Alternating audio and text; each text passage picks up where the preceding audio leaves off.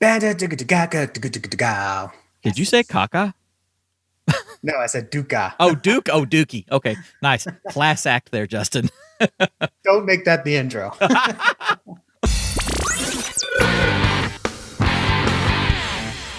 Hey guys, welcome to another episode of Church Media Guy Show. My name is Dave Curley. In case we haven't met, I'm the founder of churchtrainingacademy.com, which is a place where you and I and a whole bunch of other church media people and church staff and ministry-minded folks come together and learn how to use and exploit media and technology so that we can take the gospel to the world.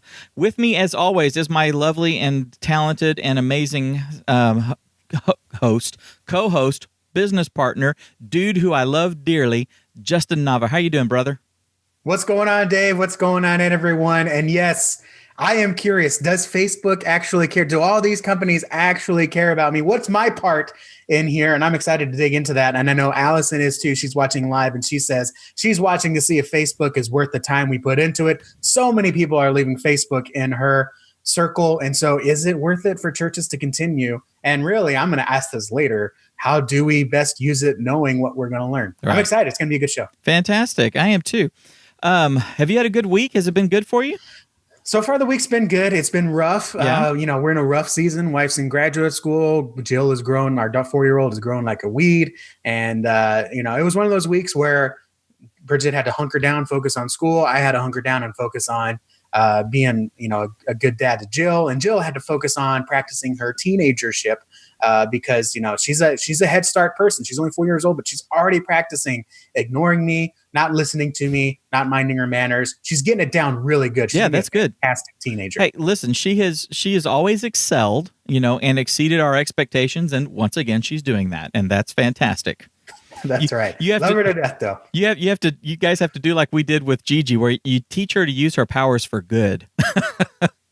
Exactly. And she does. She everywhere we go, great manners. And the problem is I was like this when I was a kid, great manners for grandma and grandpa, great manners for strangers, perfect student. And then she comes home and she just releases all of the negativity in the house. It's amazing. Yeah. And then I tell stories and people are like, that's not the Jill I know. Right. Yes. How can she be that? Well, she channels it. But yeah, so it's been really good. We're looking forward to this weekend. Going to have some fun. And gonna have a good time. How about your week? It's been really busy. I tell people I have a ton of stuff to do. My list keeps getting larger and larger, and I try to get everything done that I possibly can get done and all that. And sometimes it just doesn't ever seem to be enough. So I am looking forward to a little bit of time off, but I'm working this weekend. My dad's got me going over to Dallas to meet him at a conference to do a bunch of testimonial interviews and all that kind of stuff. So it's like it never stops. We hope you'll really like.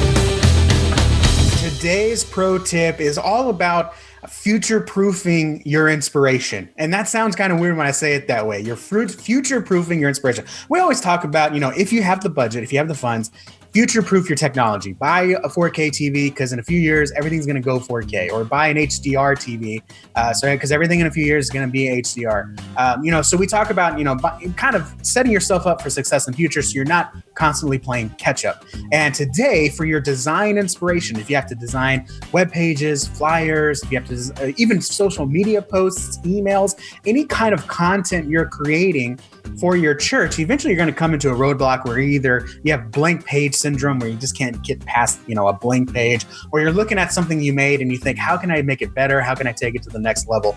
And so that's what I'm talking about today. Pro tip is to future-proof your inspiration by creating what we call a swipe file.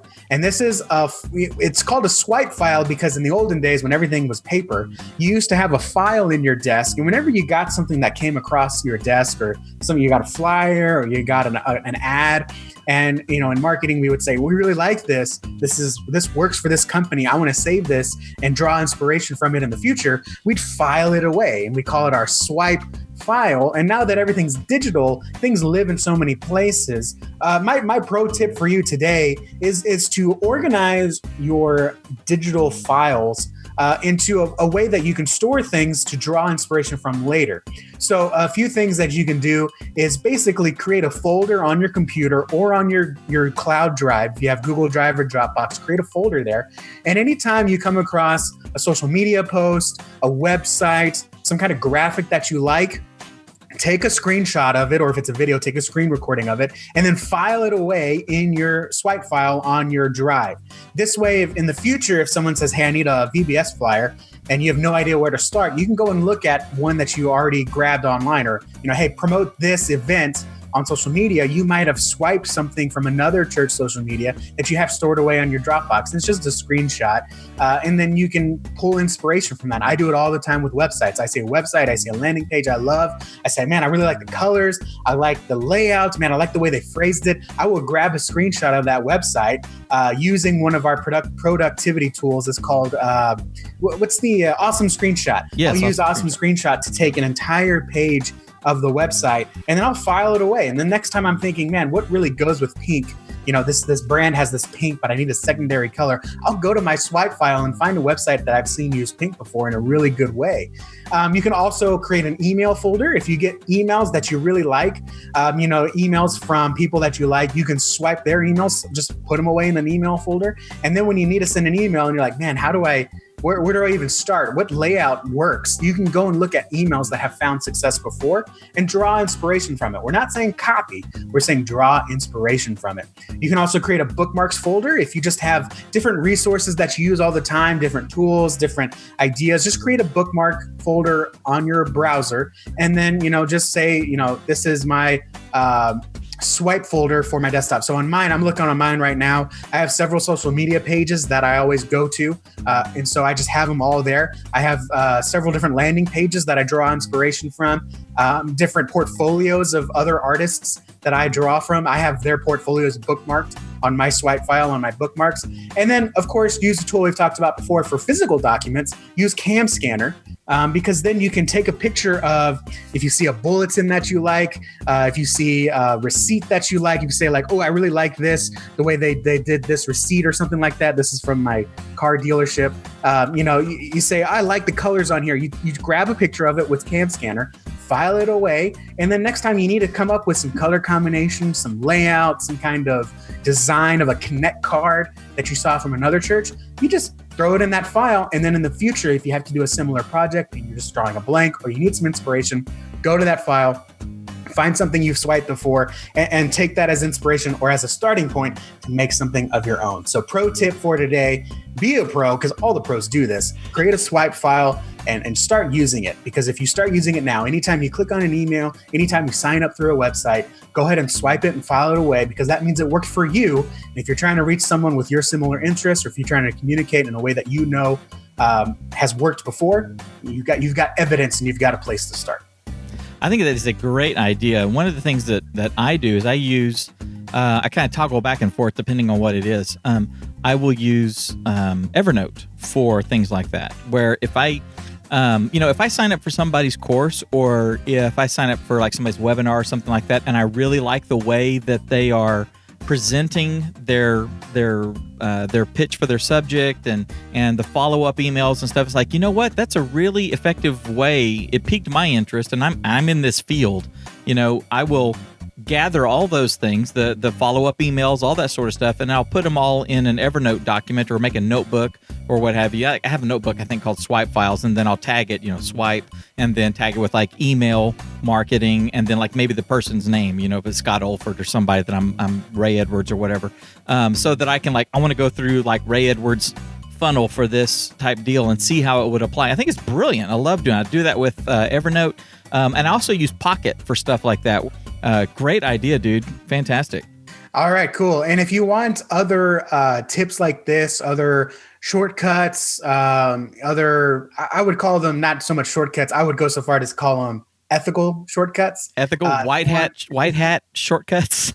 Yeah, quick wins, ethical shortcuts, or even some sneaky tricks. I would call it sneaky tricks. I shared one yesterday, right, in the group because you can actually see who's viewing your profile. And this isn't one of those ones where like sign up for this service, give us access. No. This is like right click this button, search for this phrase, and then it'll spit out the different Facebook users that are looking at your Facebook profile or have visited your Facebook profile in the past. It's real sneaky. There's nothing to download. There's nothing to give permission to. So don't worry about that. I shared that in our Church Media Hacks group. So if you want more of these ideas, shortcuts, quick tips, easy wins, little tricks to save you time and budget, and find sneaky ways to do things, join the Church Media Hacks group because it is a free group. It is open to all. We have our insider group that is open only to members, but the Church Media Hacks group is open to everyone. So if you want more information like this, more pro tips like this, we'll also share resources that we come across, great articles, great ideas, great tools, great anything that will help you maximize and unlock your ministry potential. That's going to be at Church Media Hacks Facebook group. You can go to churchmediahacks.com. It'll just short you right through to the group. Ask to join, and we'll let you in, and you'll get more tips like this pretty much every day. We're sharing something. Yeah, so go to that group. We highly encourage people to share stuff that they're doing, things that they did. Yes. I know one thing that we've shared in our insiders group and in our mastermind and stuff.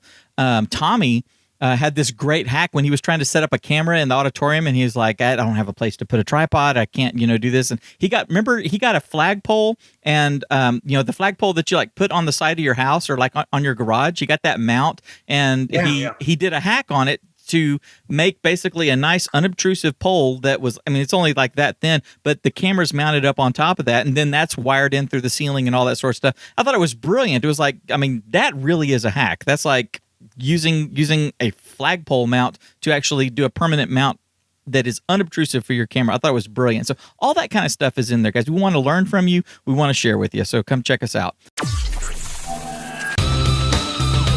And now for our feature presentation. One of the things, if you guys haven't been paying attention over the last couple of weeks, couple of months, Facebook's been kind of like in front of a firing squad, basically, for the last couple of weeks. In fact, this past week, Mark Zuckerberg was testifying in front of Congress or in Congress, getting grilled, sitting on the hot seat, and as these senators, postured and asked, sometimes relevant and sometimes extremely irrelevant and uninformed questions and stuff. It was really interesting to watch. If you don't know what's going on, there were some privacy concerns at one point a few years ago. That was a lot of stuff that they were talking about this week. Another thing that they were talking about that a lot of people have been, it's all kind of anecdotal. I haven't seen research data or any, kind of stuff like that, or, polling data or anything. But just anecdotal stories of people that are more conservative, have more conservative views, are being depreciated in the Facebook feed, in the news feed. Pages are being depreciated. People that support Trump or that have more traditional viewpoints and things like that are being depreciated. There's these two Facebook gals, sisters, Diamond and Silk. They had, their viewership dropped drastically from hundreds and hundreds and hundreds of people reached per video to like 3, and they can't boost, they can't put an ad on. Just all kinds of things like that happen. We've seen some of that stuff happening on YouTube as well, where like Steven Crowder and Dennis Prager and Prager University, their videos are being flagged as inappropriate, dangerous, stuff like that. Diamond and Silk, these two girls just sit there and they talk, and Facebook sent them a thing saying, hey, this content is unsafe for the community. All this kind of stuff has been happening, and it's like I said, it's anecdotal. We can't prove it. I don't know if the algorithm is saying, hey, if you're left leaning, then you get stuff. If you're right leaning, you're not. If you're a Christian, you get depreciated. If you're Muslim, you get. I don't know. I don't know any of that stuff. But it really kind of stuck in my craw that I don't have any control over my stuff. You know what I'm saying, Justin? Yes, and you and I, this was part of what took place over the last couple hours last night, and what eventually drove us to do this show, do this type of show, is that we don't really know what's going on, right? And because of that, you and I, we work together, we love each other, we worship together, but we have different viewpoints on what's going on, mm-hmm. And that's fine. But when after talking for 2 hours, it really came down to, well, you and I really don't know what's going on. Right. And that's the problem. Right. Yeah. That's, we're not here to point and say, this is happening. This is happening. This is wrong. This is wrong. It's the fact that, well, we just don't know. Right. and that's what it comes down to, is that you have to ask the question, do we really have control? And then if we don't, is it worth something pursuing? Yeah. If we step back, we need to stipulate a couple of things real quick. You and I live in the United States of America. We have a constitution that affirms natural law rights, the right to life, the right to unalienable rights. Unalienable rights, right? And that our Bill of Rights affirms these things. They say that I can say Trump is a goober, and you can say Hillary is a goober, or whatever, and they can't send the cops to arrest us, okay? Because junk like that was happening, as our country was being founded. If you talked bad about the king, they'd throw you in jail and stuff. So we have these rights that are enumerated and affirmed that says, hey, Congress shall make no laws that stop you from saying stuff that you want to say, or from protecting yourself, or from having them kick down your door and search your house. Okay, so that is Congress. Our government cannot make laws that strip us of these rights. Okay, so we set that aside. Now, Facebook is not Congress. Facebook is a company that was started in a dorm room. YouTube is a company that these guys wanted to put videos up and let you put videos up. Twitter is was an SMS service that went to the web and stuff. I mean, so these are companies that were created. Most of them are all, in fact, I think they're all publicly traded companies, and they have corporations. Then they got FCC rules, or trade rules, and stuff like that they have to follow because they're publicly traded corporations. That's fine, but they're not Congress. So when we talk about censorship and all this kind of stuff, none of that has legal stuff unless they're violating some sort of a commerce law or something like that, or a communications law. Okay. So basically, if they want to serve one type of community and depreciate another type of community, what can we do? I don't think we can do anything unless we're paying for a service and can say, I bought this service and I'm supposed to be getting this level of service, and you're not doing it. You're giving me half of the service, but you're giving other people who are paying what I'm paying full amounts of service, and that's unfair. Stuff like that. Okay. In this case, we don't write the algorithms. We can't do anything. If they don't like us, then our hands are kind of tied, wouldn't you say? Yeah, and it all comes down to a breach of contract, is what I think you're referring to. Right. We have, as citizens, we have rights against corporations if we enter a contract into them. Right. And then, they break the contract. Same way, if you break your contract, you don't pay back your debt. Right. The corporation has a right to pursue you because you broke the contract. We have an agreement. If a car says that you're safe, you can drive this car, and it follows all the laws, and then it turns out they don't follow the laws, or it's not safe to the level that is legally required, then we have the right to chase after them. Right. In this case, we kind of don't, because basically we agree to be on their platform and play nice. That's right. We say we're not going to be. We're gonna have a minimal standard of good behavior. Not even play nice. We're going to follow their rules, right? And they can determine what they want to take down or not.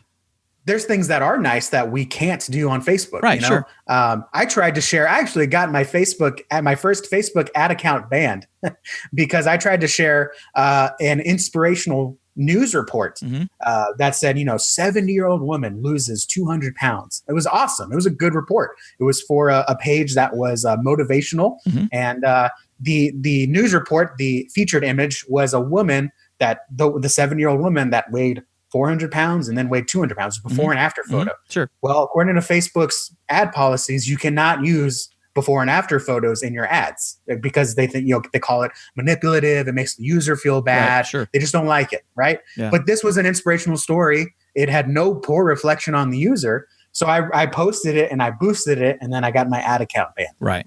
Because it was a before and after. And this was a year ago, a year and a half ago. So it wasn't more recently. I mean, it's always been this way. And, it was kind of like okay, but I talked to them as much as I could. You know, it's really a one-way conversation Right. when you're talking to Facebook. I talked to them. I said, hey, this was not an ad. This was a news report. It wasn't leading to any paid content or any paid content. It wasn't leading to even a sign up. It was literally just a news article, you know, just to get some people feeling good, right? And hopefully like the page. And it basically, they replied back, no, all decisions are final. Have a nice day. Yeah. So, you know, it's not even playing nice. It's playing within their boundaries. Right. And sometimes they fluctuate. And they fluctuate, yeah. And they do, I think they do a good job of telling you when privacy things have changed or settings have changed or buttons are moved. They didn't used to, but now I get notifications at the top of my feed. Hey, we've changed this one thing. Check it out. Of course, most people will probably scroll right past it. But, and that's on that person. That's on that person. That is. I mean, how many times have really you and I seen, whether we go into YouTube or Google or Twitter or Facebook, where it says, "Hey, let's go double check all your privacy settings. Let's go double." You know, they're like, "Hey, let's go make sure that you're letting people see what you want them to see." They're prompting us to walk through these steps, but we're not doing it. Right, and that's I think Zuck said that on many Capitol times Hill when they were like, "Well, can you do this?" And the Zucks was like, "Well, only if the user says it's okay. You know, we don't just do it freely." Right. But that's getting a little bit outside of what we're talking about. We're really talking about. So we kind of know some, but we don't know everything. Right. We talked about how there's 3 types of traffic that you control. I learned this from Russell Brunson. He probably learned it from someone else. There's traffic you own. There's traffic you don't own. There's traffic you own. There's traffic you control. And then there's traffic you don't control. Right. So basically, the traffic you own is the stuff that you own. It's your website. It's your email address. It's your building. Right. And then there's traffic you control. Right, which is where you pay Facebook or pay Google and say, hey, send this traffic over here. You pay someone, say, hey, let me use your email list. And then there's traffic you don't control. That's the people that are finding you on Google. That's the people that just happen to be driving by. And so the issue is a lot of churches treat Facebook as traffic that they own. They say it's my Facebook page. Why isn't Facebook doing what I want with it? Right. And the answer is, the title really is the real reason you can't rely on Facebook. It's like you don't own it. Right. It's theirs. It's theirs. This is their platform.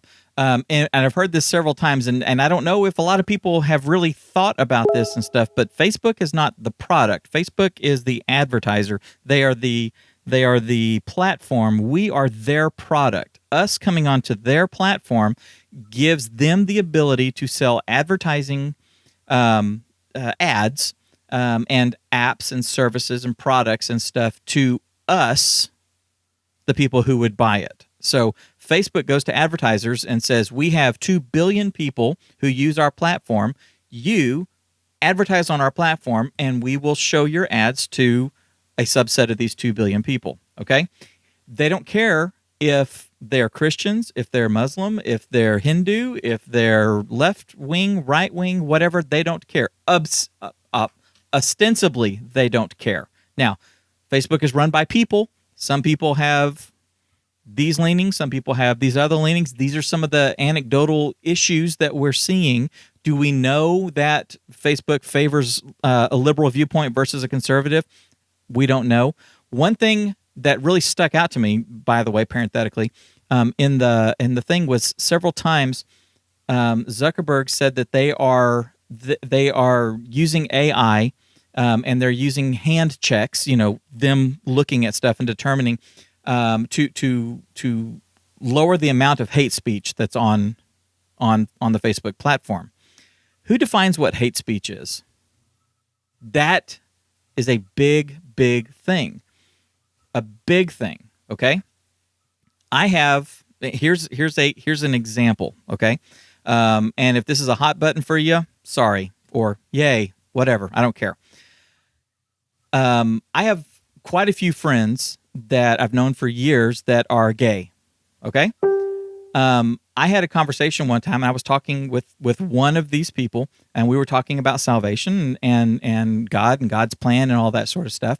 And I was laying out some of God's principles, and my friend, who had been friends with for a long time, said, I hate gay people. Or it's telling me, Dave, you hate gay people. And I'm saying, no, I don't hate gay people. He equates hatred with disagreement in a lifestyle choice. Okay. So for him, me saying that God's original plan is one man, one woman is hate speech.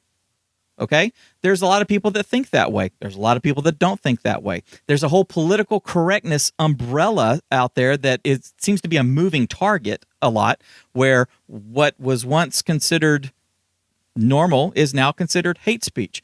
When you have such a nebulous, subjective term and definition, then anything can be considered bad or anything can be considered good. There's no objective truth. It's just they think it's hate speech. So, YouTube has been turning off, banning, getting rid of channels that show anything to do with firearms. A lot of those channels have stupid people. A lot of those channels have, say like the NRA channels showing how to maintain a gun, how to do this, things that educate people that people need to know. Here's how you properly do things. Well, they've just said it's all, it's all bad and stuff, so we're getting rid of it. We don't have any control over that because they've made a decision that under their circumstances, their thought processes, this, legal or not, is bad. I mean, that's what we're talking about. We don't have that. So you as a church who is preaching on a certain subject, if you're preaching a politically correct gospel, then maybe no effect. If you're preaching a non-politically correct gospel, maybe there's going to be effect. Maybe they're going to say that your stuff is not safe for the community. Maybe it's harmful, and so they're going to make people have to say, no, I want to see this dangerous content and stuff, I mean, who knows? The problem is we don't have control over this, but we need to be aware of this sort of stuff and kind of adapt and move as things are going, wouldn't you say? Yeah, and just to make sure it's super clear, we're not saying Facebook is actively hunting churches and conservative values. No, we're not saying that. We're saying that we're saying that those decisions are subjective. We don't have freedom of anything on a platform we optionally opt in on. Right, exactly. So if they decide something's bad, they decide it's bad. We're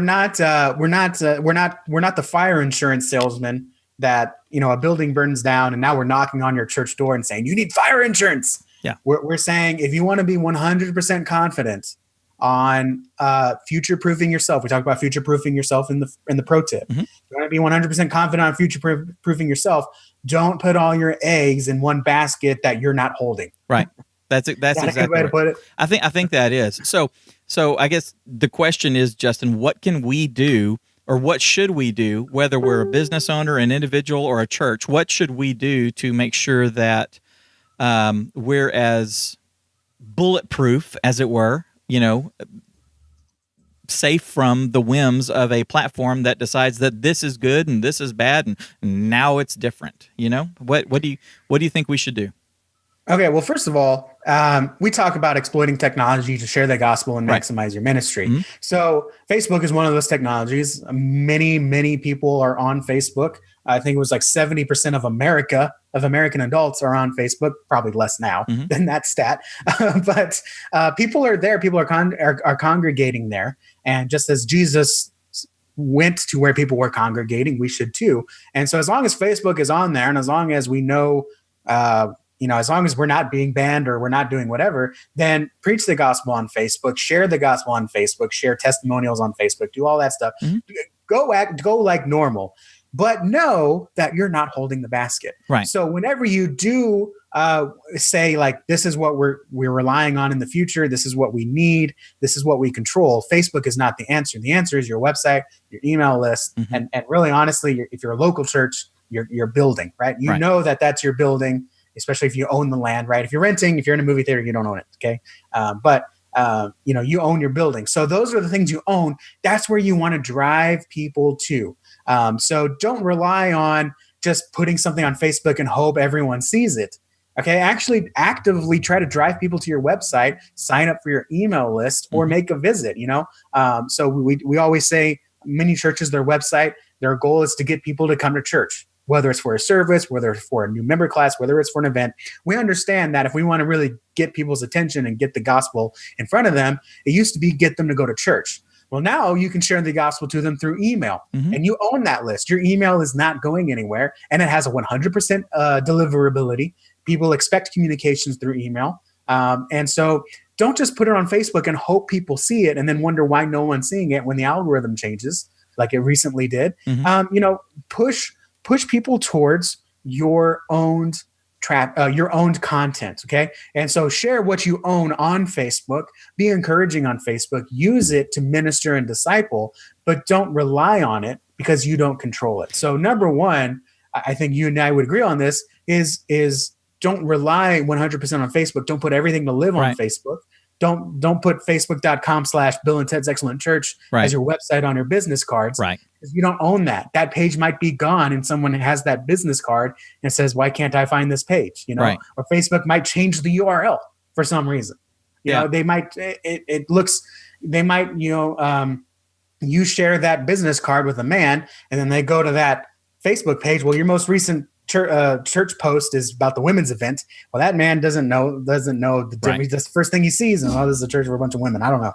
But you control your website. You control what's always in front, how people navigate through your website. You control your email, how people receive it, when they receive it. So, always number one is just always be mindful of the traffic you control and move people, push that, encourage them to do that. Similar to how we encourage them to make a visit in person, encourage them to visit something that you own. Leave Facebook, go to where you own. And I know that's a little controversial because now the algorithm favors people staying on Facebook. And there's a couple tricks and hacks that you can do to make it appear like they're still on Facebook, but really they're on your website that's being viewed from Facebook, or they're on your sign up page that integrates with Facebook. But real number one, basically, I know, Dave, you're getting bored. Push towards traffic you control. But and when it comes to Facebook, we've had people say, "Well, I'm leaving Facebook. I'm doing stuff." Okay, look, look. If you want to do that, that's fine. Here's the reality of the situation right now. That's like, I'm not going to use Google. Okay, well, what are you going to do? Use Bing? Use Yahoo search? I mean, okay. The reality is, here's the landscape as it is. Facebook is the largest social media network on the planet. 2 billion people are there. About 250 million or so, 300 million, something like that, American citizens are on there. Okay. So if you want to communicate, you can and you should be communicating on that platform. However, like he says, that should be one arrow in your communication quiver. You should also be on Twitter. You should be using Twitter. You should be using Instagram. You should be publishing to YouTube.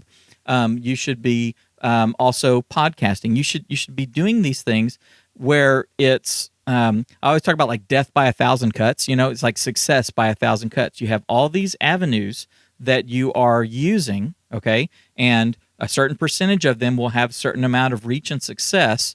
Overall, they're a part of your communications message and your publishing outlets, your publishing methods. If they change, it's okay. If somebody comes up with something, the new Facebook or the Facebook killer, and everybody starts moving over that, we're going to move over to that, and we're going to start using that. And if Facebook goes the way of MySpace or Friendster or these other social media platforms that kind of fell away, okay, that's going to change. Facebook may be the dominant one for the next 20 years. It may be the dominant one for the next 6 months. We just don't know.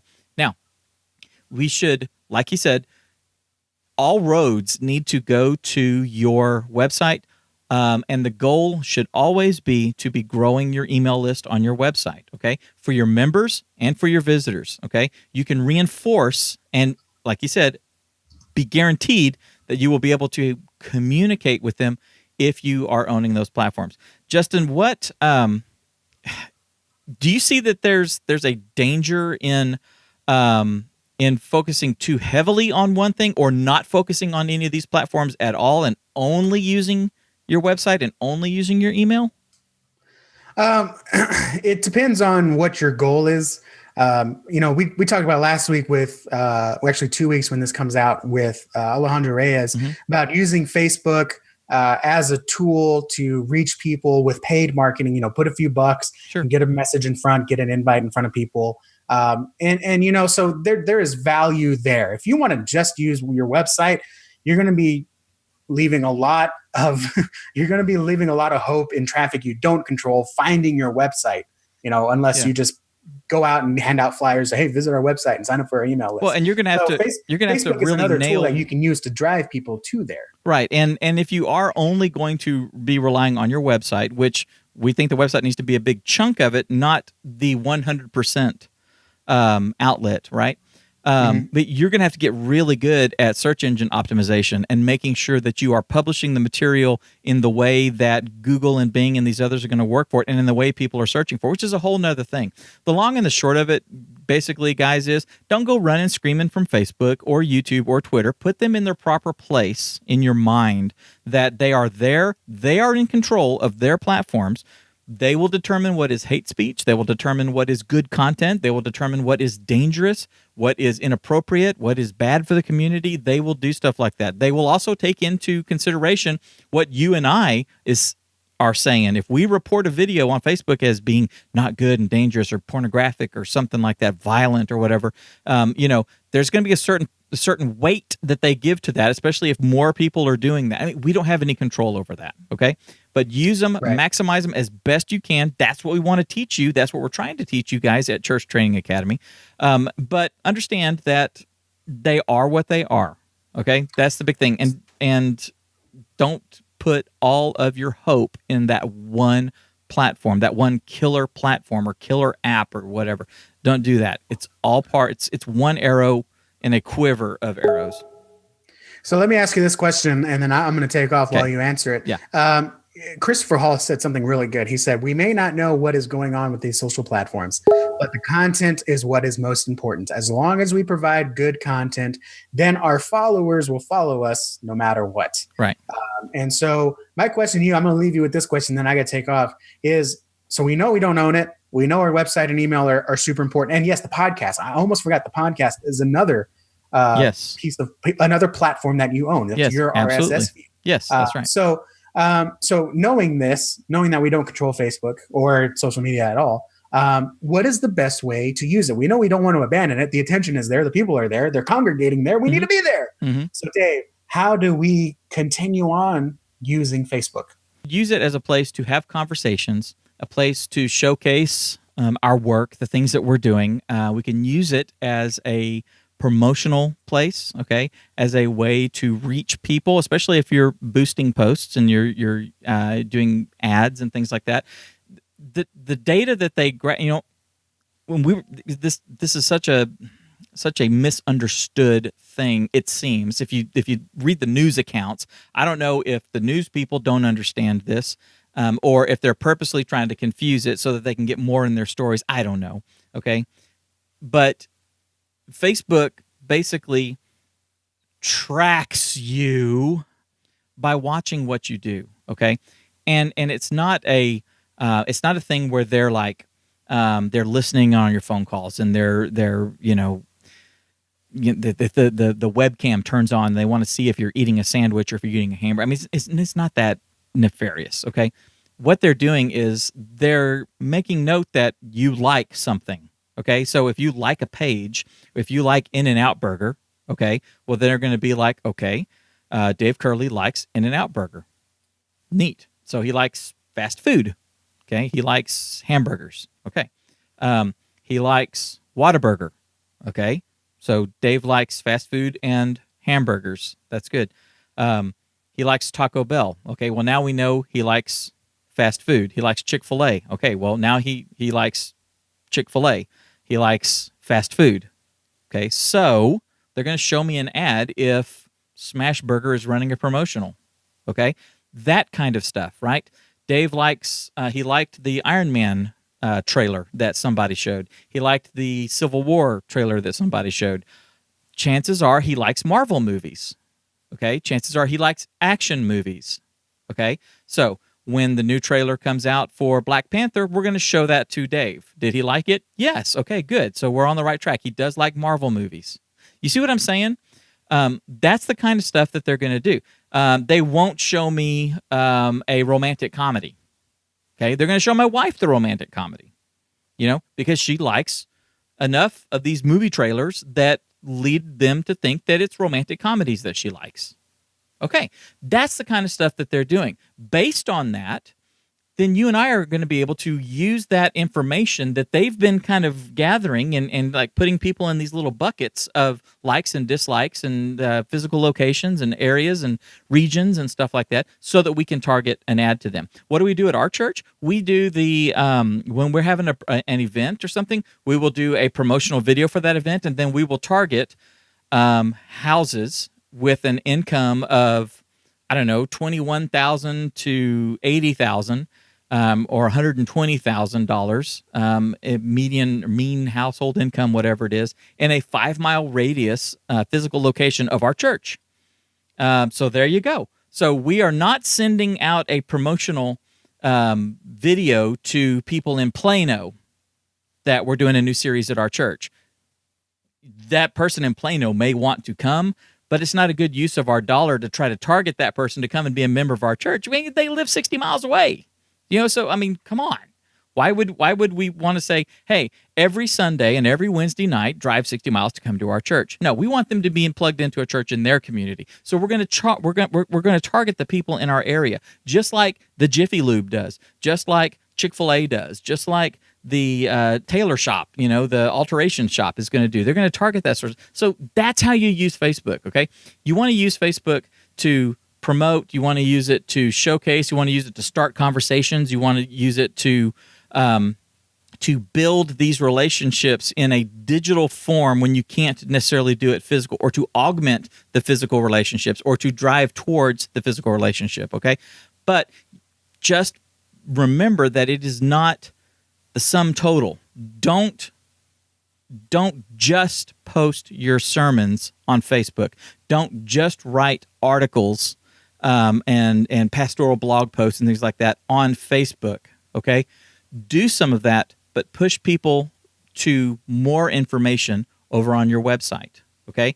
With Facebook advertising, you can say, you can do things like say, if this person has watched one of our videos say this video, whatever, the Easter promotional, if they've watched it for 30 seconds or watched half of it, 50% of it, then if they've done that, then let's show them this one, this ad, this video ad, or this video. If they have done both of those, then show them this article on our website, or show them, send them a messenger message if they've commented on it. And that messenger message says, hey, I'm the pastor at this church. I would love for you to come join us for coffee on Sunday morning. That kind of stuff, okay? Just some ideas. If you guys are wanting to learn more about this kind of stuff, about live streaming your services, about how you can have a more effective church website, how to more effectively use social media, all those sort of things, you can do that by becoming a Church Training Academy Insider, by joining our group, by joining our website. If you go to churchtrainingacademy.com/join, you can sign up and become a CTA Insider. With that, you're going to get training courses, you're going to get tutorials, things that we put in our back end for our members, and we're building new stuff all the time. We've got several courses that are in production right now that we'll be releasing soon. We have our CTA Insiders group, which is a private Facebook group just for members of Church Training Academy. Okay, so we have our Church Media Hacks group, where anybody who is in the church media ministry space, right, the ministry staff, volunteers, pastors, secretaries, whatever, all that sort of stuff, can join and learn how to do all kinds of different things, make things easier in church media, and share the stuff that they're doing. Members of Church Training Academy have the CTA Insiders group, which is a more concentrated group where you bring us the things that you want to talk about, where you ask questions, where you have a community that will work with you, or Justin and I can work with you, in some cases on one-on-one in the comments and things like that. It's a tight-knit group of folks that are helping each other and helping them through breakthroughs, helping them break through barriers, helping them come up with new ideas, helping us refine existing ideas, things like that. It's a fantastic group. We love it. One of the things we do is every 2 weeks, we do a mastermind group coaching group. So we all get together in a group coaching environment on a Zoom call, basically, and we spend a couple of hours working together. So if one of us has a question, hey, my live stream's not working, it keeps doing this, we all tackle it. Justin and I tackle it. I tackle the things that I know how to tackle, and he tackles the things he knows how to tackle. You get access to us for that concentrated time. You also get access to other people who, I had the exact same problem. Here's how we fixed it. It's really cool. It's a really neat time. We love that. And then we're recording all of those and we're publishing those on our website as well, kind of building like a continually growing knowledge base of, you had this problem. Chances are other people have had this problem as well. So now we'll make it available for new members. When they come in, they can go in there and it's like, how do I, I'm having a problem with stuttery video, so you do a search in there for stuttery video. And then here's 2 or 3 videos where we're dealing with that situation. And hopefully one of those will be the solution that you're looking for. Anyway, churchtrainingacademy.com/join. Guys, thank y'all for watching. I hope that everything that we've been talking about today has kind of opened your eyes. Maybe dispelled some fear. I hope like Justin said, we don't want to fear monger. We don't want to the sky is falling and stuff. No, we're not trying to do that at all. We're just trying to say, look, here's some stuff that people are seeing out there. Is it going to affect us? Maybe, maybe not. I don't know. Is Facebook going to straighten a bunch of stuff out? I hope so. If they don't, it really doesn't matter because it's not our platform. We just kind of need to know what's going on as best we can and adapt and not put all of our eggs in one basket. So if this has been helpful, be sure to leave a comment and let us know. If you have questions, be sure to leave a comment and ask your questions. Guys, take the stuff that you've learned today and go change lives.